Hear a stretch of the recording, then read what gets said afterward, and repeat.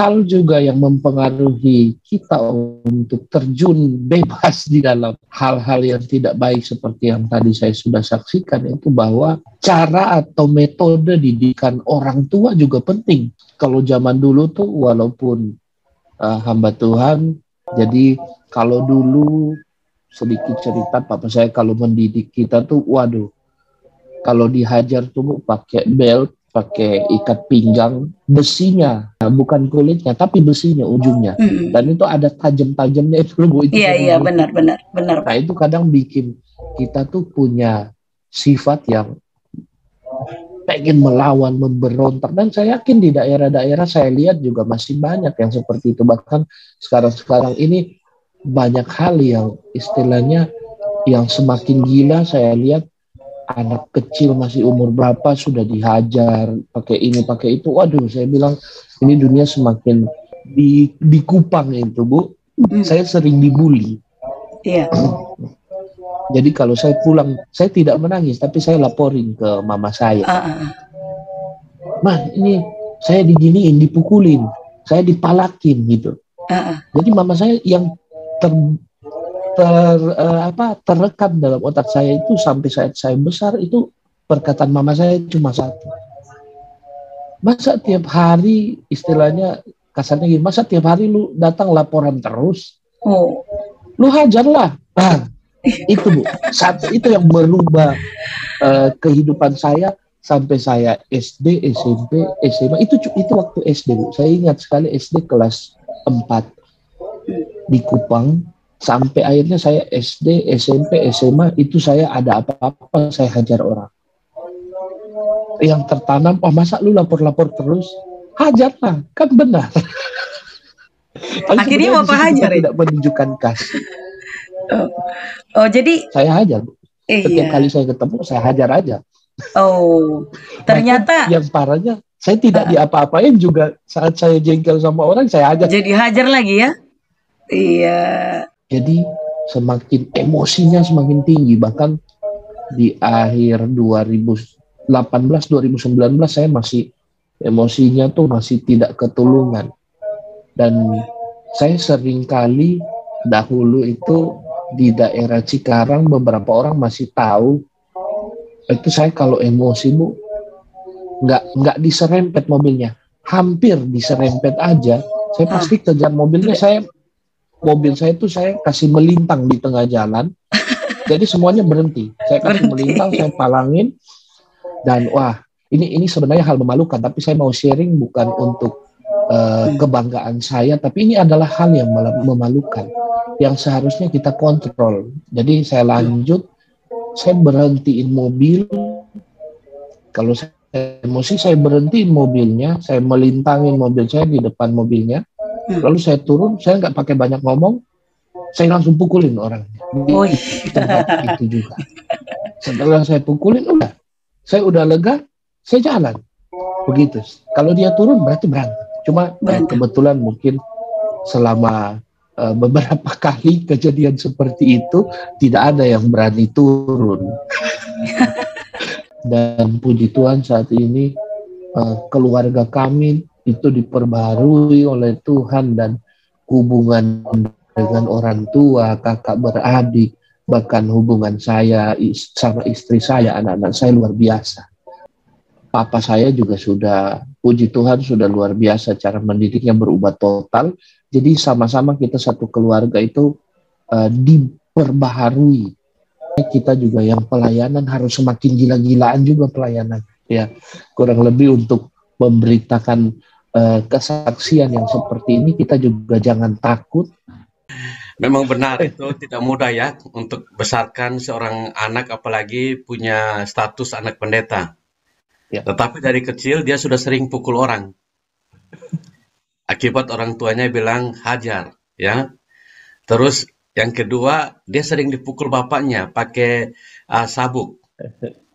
Jadi bapak-bapak jangan membuat anak-anak sakit hati. Mereka akan berontak di luar. Rangkul mereka. Tetapi bukan berarti mereka lemah. Kita harus ajar mereka untuk kuat. Dan kami di Harvest Academy ada pengajaran khusus teens dari usia 10 sampai 14, youth dari 15 sampai 19, young adult dari 20 sampai 24. Mengapa kami mau adakan pelatihan untuk anak-anak muda ini? Sebab banyak anak-anak, termasuk anak-anak pendeta sekalipun, mereka kehilangan identitas diri dan mereka tidak bisa menjadi garam dan terang. Mereka terhanyut oleh air laut kehidupan dunia. Mereka tidak menjadi terang dan garam itu oleh tekanan-tekanan teman. Teman ajak minum, mereka minum. Teman ajak seks bebas, mereka seks bebas. Teman ajak mencuri, mereka mencuri. Ini terjadi bahkan di negara maju seperti Australia. Hari-hari ini anak usia 14 tahun di Australia, di Melbourne ini, mereka rampok, bongkar rumah orang, curi mobil, mereka polisi kejar, mereka tabrak polisi. Ini yang terjadi sekarang.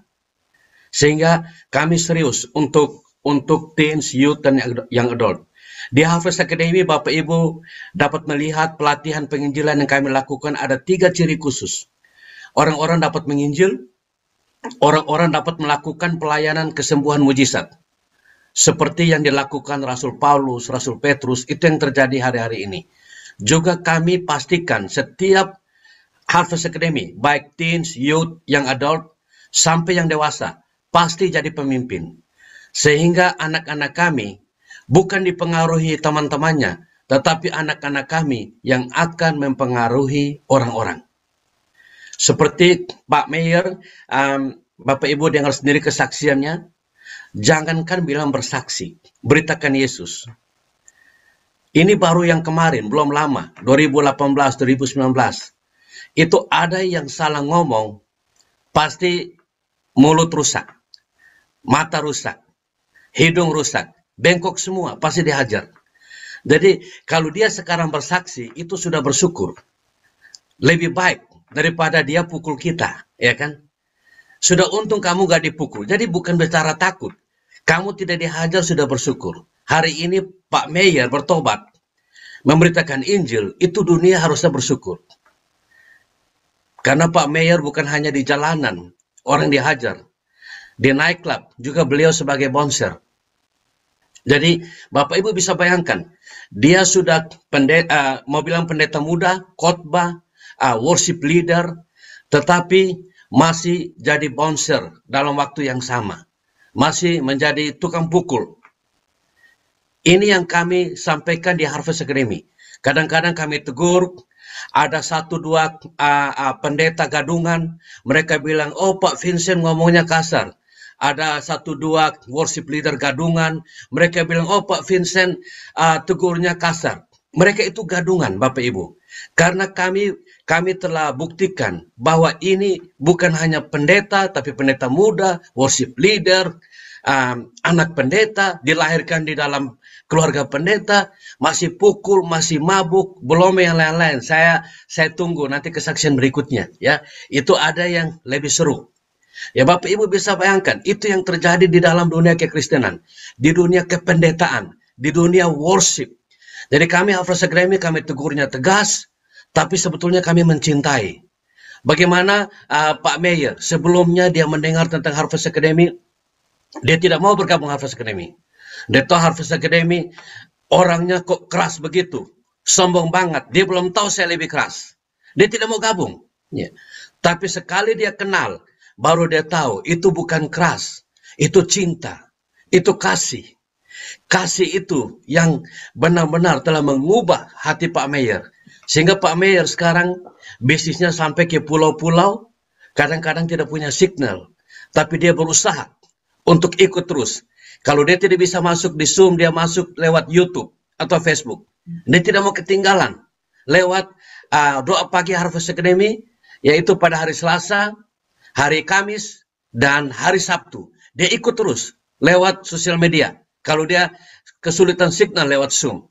Jadi Bapak Ibu, kami mau merombak apa yang dunia memandang kekristenan itu bohong, penipu, munafik, khotbah tapi main perempuan, khotbah tapi mabuk, khotbah tapi mencuri, makan uang persembahan. Kami mau mengubah bahwa kekristenan tidak seperti itu. Kami anak-anak Tuhan, kuasa Tuhan bekerja lewat kami, dan kuasa Tuhan mengubah karakter kami. Yang jahat jadi baik, yang penipu jadi pemberi, yang perampok jadi pemberi, yang emosi tinggi jadi kasih untuk memberitakan Injil. Ini yang terjadi. Kami mau merubah paradigma dunia bahwa kekristenan tidak seperti yang kamu lihat selama ini. Memang ada pendeta gadungan, memang ada worship leader gadungan, memang ada pengikut Yesus gadungan. Jangankan anak-anak Tuhan, polisi aja ada yang gadungan, apalagi pendeta, ya kan? Jadi kita bersyukur pagi hari ini kita disaksikan kenyataan yang sesungguhnya di balik mimbar. Pak Mayor itu dari kecil sudah di atas mimbar. Jadi apa yang terjadi di balik mimbar? Mabuk, kekerasan, belum lagi seksual yang salah. Ini semua terjadi di atas mimbar. Dan ini fakta, ini baru Bapak Ibu dengarkan pagi hari ini. Tetapi apa yang terjadi ini, kami mau beritahu, Pak Mayor mau beritahu kepada dunia bahwa Tuhan Yesus sanggup mengubah saya. Tuhan Yesus dapat mengubah pendeta gadungan menjadi pendeta benaran. Tuhan Yesus mengubah Pak Mayor ini worship leader, bahkan sudah pendeta, saya dengar tidak salah. Tetapi Tuhan dapat mengubah dia dari yang kotor menjadi bersih. Walaupun kita, dosa kita, keburukan kita semerah kermisi, Tuhan dapat mengubah seputih salju. Jadi Bapak Ibu, jangan khawatir. Pendeta yang masih melakukan kejahatan, pendeta yang masih melakukan pornografi, pendeta yang mabuk-mabuk, pendeta yang main pukul, jangan putus asa.